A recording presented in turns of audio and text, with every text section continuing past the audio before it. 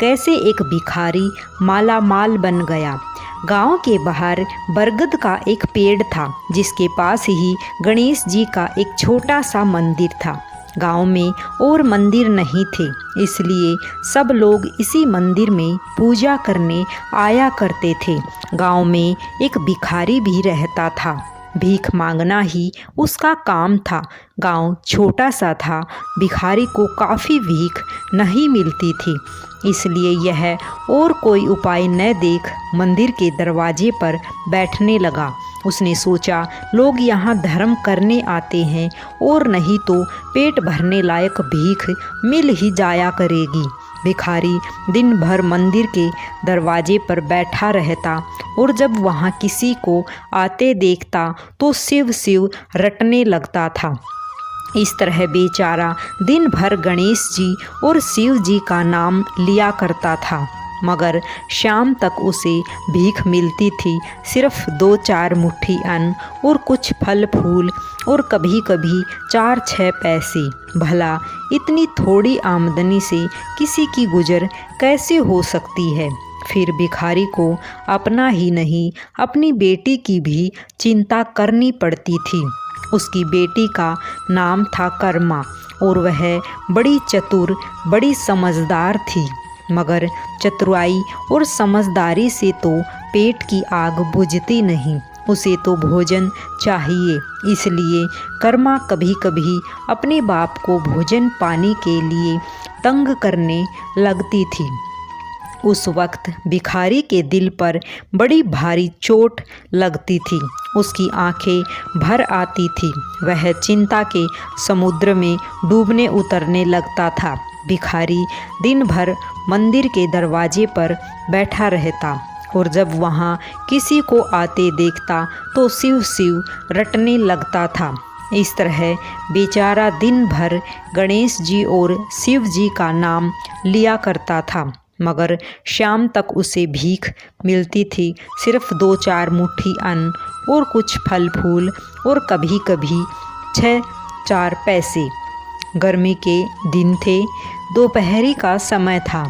ऊपर आसमान और नीचे धरती थक थक जल रही थी। चारों तरफ सन्नाटा सा छा रहा था। ऐसे ही समय में महादेव पार्वती लोगों का सुख दुख देखने इस संसार में आए। चलते चलते वे उसी गांव में पहुँचे और गणेश जी के मंदिर के सामने से निकले। भिखारी उन्हें आता देख जोरों से जय शिव की रटना करने लगा। भिखारी की यह हालत देख पार्वती को बड़ी दया आई। उन्होंने महादेव जी से कहा, इस भिखारी की तरफ तो देखो, बेचारा कितना दुखी है। देखो तो कितने प्रेम से तुम्हारा नाम जप रहा है, पर एक तुम हो कितने कठोर, तुमने आज तक इस पर दया न की। मैंने सुना था कि लोग अब बड़े पापी हो गए हैं, वे अब देवताओं की पूजा नहीं करते, मगर नहीं, आज मालूम हुआ कि इसमें उनका कोई अपराध नहीं है, सब अपराध देवताओं का ही है। इसी आदमी को लो, बेचारे को तुम्हारा नाम लेते बरसों बीत गया, इतने पर भी अभागा पेट भर भोजन तक नहीं पाता। जब देवता ही ऐसे कठोर हो जाएंगे तब कोई काहे को उनकी पूजा करेगा। महादेव को पार्वती की बात लग गई।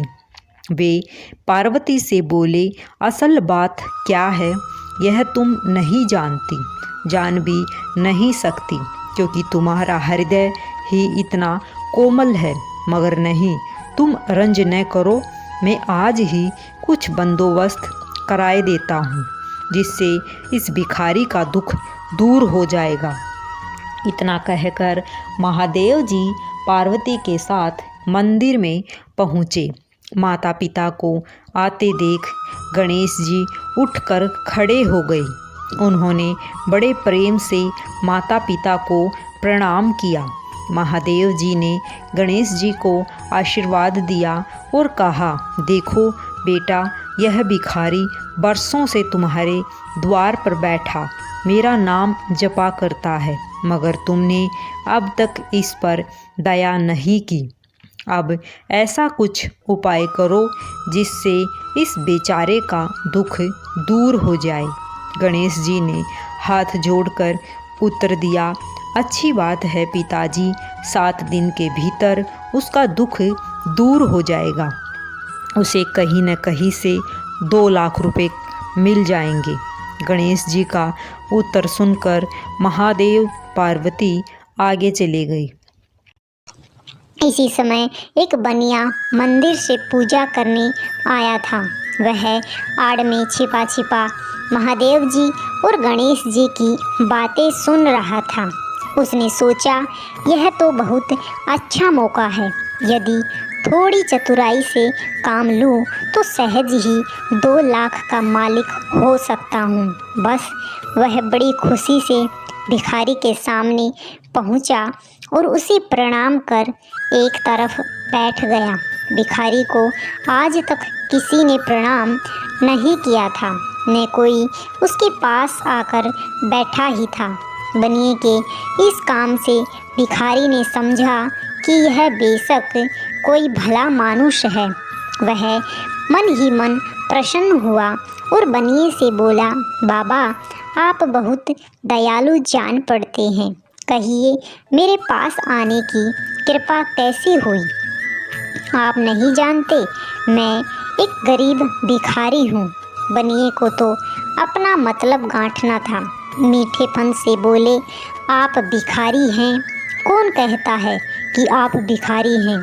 मुझे अच्छी तरह मालूम है कि आप एक पहुँचे हुए महात्मा हैं और आपके दर्शन से लोगों के पाप दूर हो जाते हैं। मैं भी आपके दर्शन करने चला आया हूँ। मुझे आपसे कुछ पूछना है, यदि आज्ञा दो तो मैं पूछूं।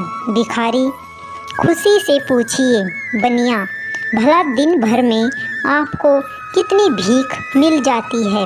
भिखारी भाई मिलने की क्यों पूछते हो? पेट के भी लाले पड़े रहते हैं। रोजाना 2-4 मुट्ठी अन्न मिल जाता है, कभी 2-4 पैसे भी मिल जाते हैं। किसी तरह दिन काट लेता हूँ। बनिया राम राम, आप जैसे महात्मा और यह कष्ट, इस गांव के आदमी भी क्या आदमी हैं? आपकी थोड़ी भी सहायता नहीं कर सकते? आप कैसे यह कष्ट सह लेते हैं? मुझे तो आप पर बड़ी दया आती है। मेरे जी में आता है कि आपकी कुछ सेवा करूं, पर कहने में डर मालूम होता है। भिखारी आप मेरी सहायता कर सकते हैं? हाँ हाँ, बनिया दांत निकाल कर बोला, मेरी इतनी हैसियत कहाँ जो आपकी कुछ सेवा कर सकूं। मगर एक बात है, आज से 7 दिन तक आपको जो कुछ भी मिले वह मुझे दे दीजिए। बदले में आपको 100 रुपये दे दूँगा। 100 रुपये का नाम सुनते ही भिखारी मारे खुशी के उछल पड़ा। उसने सोचा, अगर 100 रुपये मिल जाए तो क्या कहना, यहाँ तो 7 दिन में 7 आने का सामान भी न मिलेगा। तब तो 100 रुपये छोड़ देना सरासर बेवकूफ़ी है, पूरा गधापन है। मगर इसी समय उसे लड़की का ख्याल आ गया। मैं 100 रुपये लेकर घर पहुंचा और कर्मा बिगड़ने लगी तो उसकी सलाह भी ले लेनी चाहिए। बस यह विचार आते ही उसने बनिए को जवाब दिया, आपने मुझ पर बड़ी कृपा की, मगर मैं अभी कुछ नहीं कह सकता।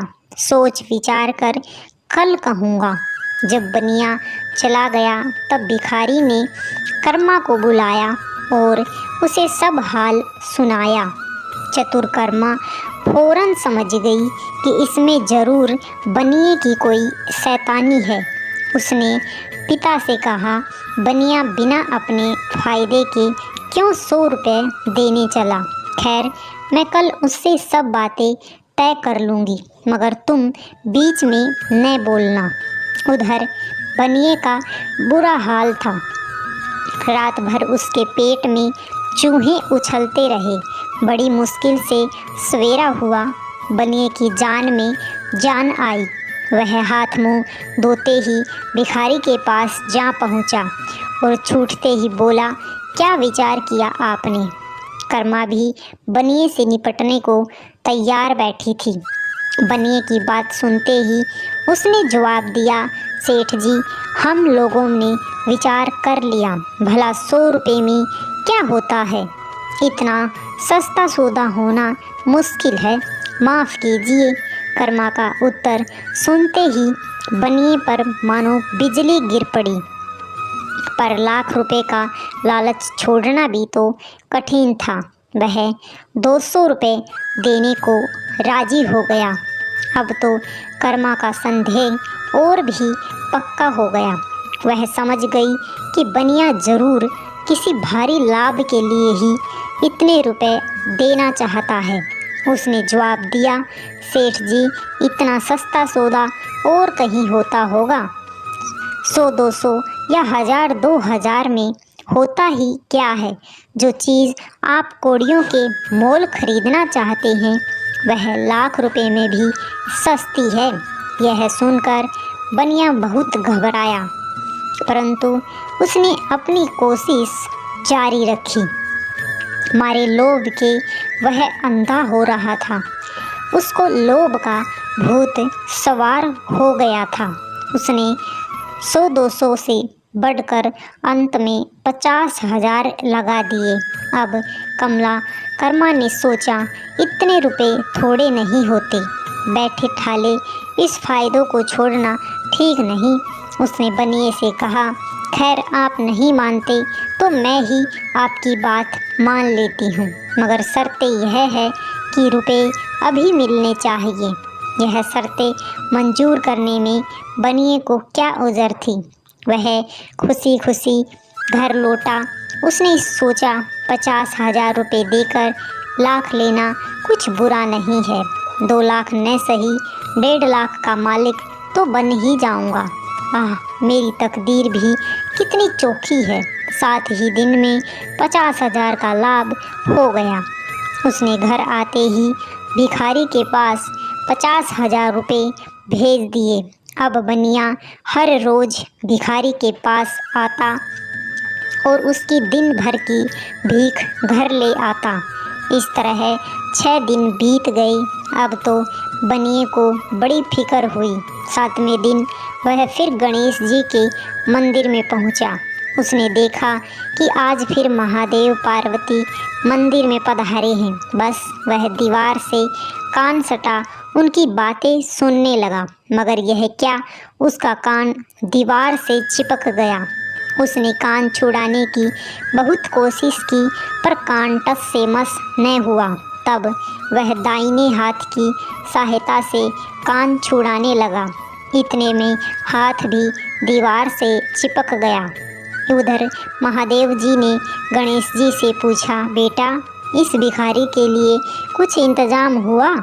गणेश जी बोले, जी हाँ, उसे 50,000 रुपये तो दिलवा दिए हैं।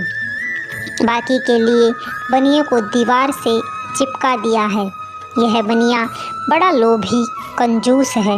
इसने गरीबों से एक एक के 4-4 वसूल कर अपना घर बनाया है। रुपए वसूल करने में इसने गरीबों पर दया नहीं की। उनके बच्चे भूखों मरते रहे, पर इसने चौगुने रुपए वसूल करके भी संतोष नहीं किया। इस तरह इसने 1 लाख रुपयों से अपनी तिजोरी भर ली। गरीबों के माल से यह सुख नहीं उठा सकता। अब जब तक यह भिखारी को बाकी 50,000 रुपये न दे देगा, तब तक दीवार से ही चिपका रहेगा। गणेश जी की बातें सुन कर बनिए ने अपना माथा पीट लिया। इसकी आंखों में आंसू बरसने लगे। जब उसने घर से 50,000 रुपये मंगवा कर भिखारी को दे दिए, तब कहीं दीवार से उसका पीछा छूटा। इस कहानी से हमें शिक्षा मिलती है कि हमें लोभ लालच से हमेशा दूर रहना चाहिए। अगर कहानी पसंद आई हो तो चैनल को सब्सक्राइब अवश्य करें। सभी को राधे राधे, सभी को जय श्री